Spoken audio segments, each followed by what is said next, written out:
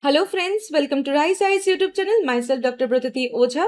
Today I will explain one editorial article from the Hindu newspaper. Let's see the topic. The topic is India's green transition still runs on coal. It is important for GS paper 3 mains economy.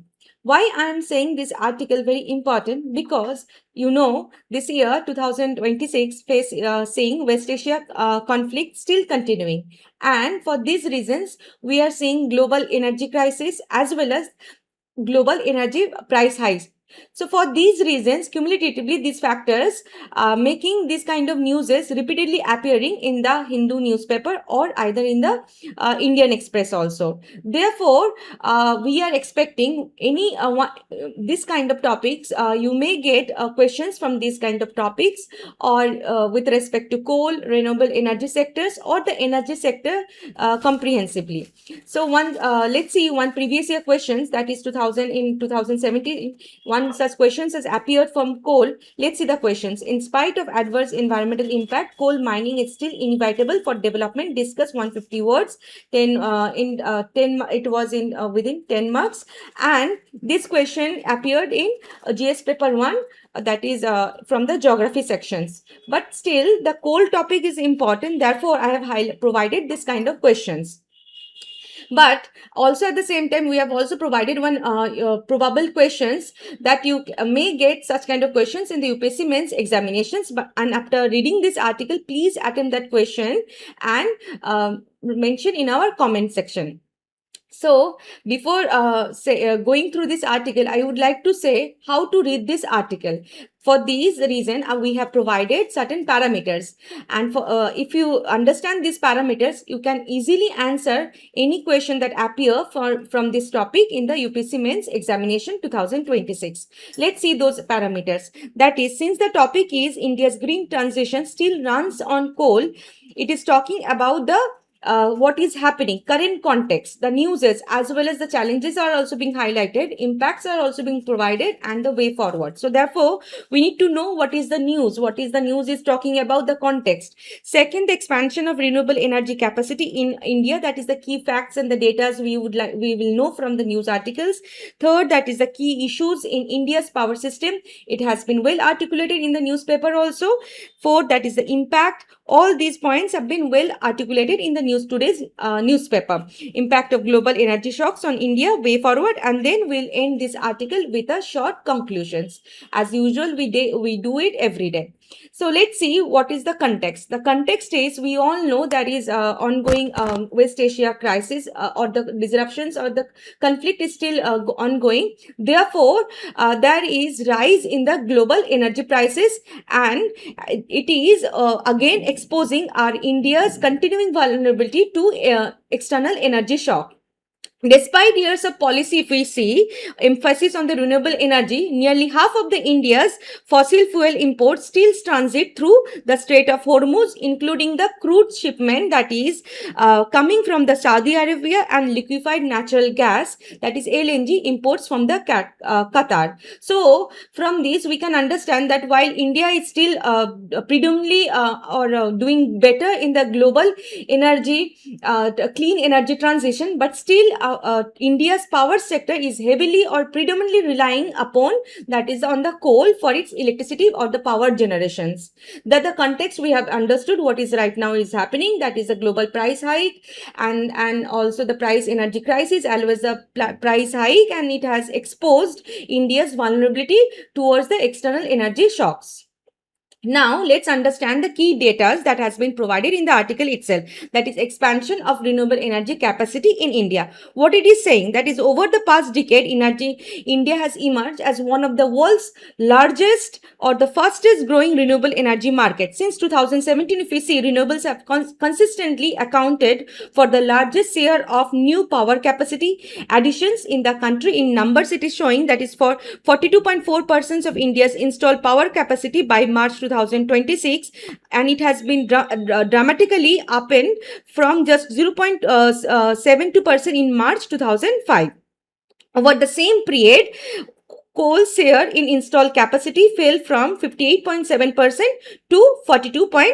2%. However, there is the ground reality, what is showing the differences. What is the differences? That is installed capacity versus the ground reality is not same as the actual electricity generations. While renewables now account for over 2/5 of the installed capacity, they generate only 15.8% of the installed capacity. Now, coal by contrast still accounted for 71.8% of electricity generations, only marginally lower than its 76.2% share in March 2019. Therefore, it is also important to know that the country has succeeded in building renewable infrastructure, but not yet reflected or replaced the coal in the actual electricity mix. It means that though there we have the renewable infrastructures, it is adding on, but not replacing the coal. It is adding on side alongside the coal. In effect, renewable energy is being added on top of the coal rather than displacing it. That's what I said. Now come to the data. What it is saying that clearly shows India's continued dependence on coal. Despite strong renewable growth since 2017, India has added almost no new fossil fuel capacity since 2018, retired very few old coal plants, and seen gas-based capacity decline. Therefore, coal remains the main backup and balancing source in the power system. So therefore, for these reasons, we have to understand what are the key issues, why coal is still continuing as the main backup and balancing the source in the power system. So let's understand the key problems or the key issues in the power system. First, that is intermittent renewable energy. What does it mean? Solar power works only during the sunlight hours or the daytime, and the wind energy depends on the wind availability, while electricity demand remains continuous and peaks during the daytime, that is the evening time. And this forces continued dependence on the coal plants for backup supply. Here it is also mentioned over here. Next, that is lack of battery storage. What is highlighting that is India lacking adequate grid scale battery storage, making it very difficult to store excess renewable energy and ensure uninterrupted power supply without risking the blackouts. Now, that is the second, that is weak grid and transmission network. What does it saying? That is poor transmission infrastructure limiting the transfer of renewable powers from the rich renewable states like Rajasthan, Tamil Nadu to demanding heavy states like UP and Bihar, and that is leading to renewable energy curtailment and reliance on the local coal plants. Third, what it is saying, coal still ensures grid stability. What does it mean? Coal continues to provide essential base load power and balancing support, which renewables cannot fully replace without sufficient energy and grid flexibility. Here it is, therefore, we are understanding why domestic electricity price remain closely tied to global fossil fuel markets. Now come to the later we have to understand that is impact of global energy shocks on India. First point, that is electricity prices linked to global oil prices. What does it mean? Indian electricity tariffs remain closely tied to Brent crude prices because coal determines the marginal cost of power generation. Rising crude prices increase electricity cost or the fuel inflations, therefore creating developing fiscal pressures on the government as well as on the state electricity board. Second, that is India lags behind China and Spain. How? China has reduced fossil fuel dependence with oil and gas, forming only 4% of its electricity mix, while EV, that is electric vehicles adoption, has sharply lower oil demand. Similarly, Spain has weakened the gas electricity price link through deeper renewable integrations. Therefore, India still remains vulnerable due to continued coal dependence.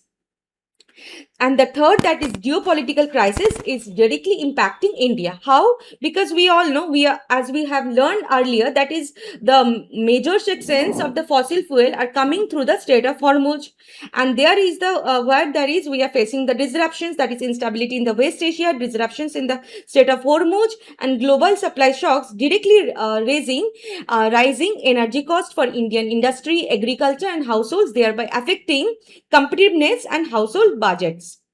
So these are the where you can get to see the ground reality. Therefore, here it is also been mentioned that India transition is real but incomplete. Now, to overcome this, we need to learn certain way forwards. So what are these way forwards? That is, expand battery storage. How affordable grid scale battery storage is essential to supply power during evenings and cloudy periods, and thereby it will reduce dependence on coal-based generations. Second, modernize power grid. We need to modernize our power grid system, and therefore for bidirectional flows, renewable integrations, and real-time demand supply balancing, it will happen. Third, strengthens transmission networks, which means we need to develop expansion of the green energy corridors, and it will help integrations and flexible generation. And the fourth, that is the phased coal plant retirement. How India needs a time-bound strategy to gradually retire old and polluting coal plants as storage and balancing capacity. And promote electric vehicles. How faster adoptions of electric vehicles, especially in public transport and 2-3 wheelers, that thereby will reduce crude oil imports and support the grid through smart changing. And lastly, that is align targets with infrastructure. What does it mean? That India targets a 500 gigawatt non-fossil fuel capacity by 2030 and 60% non-fossil fuel power by 2035 require equally strong investment in storage, transmissions, and grid infrastructure. Thereby, we are ending this article today video discussion. Let's see the conclusion. India's energy transition will remain incomplete unless renewable expansion is matched by expanded battery storage, grid modernizations, transmission connectivity, and market reforms. And thereby, it will reduce coal dependence, strengthen energy security, and make clean energy economically sustainable. इसके बाद आज discussions video आने वाले हैं from mains deep analysis from the today's the Hindu newspaper and the prelims bytes for prelim sections elaborations will be there with previous year questions, and model MCQ will also be provided. Thank you. All the best.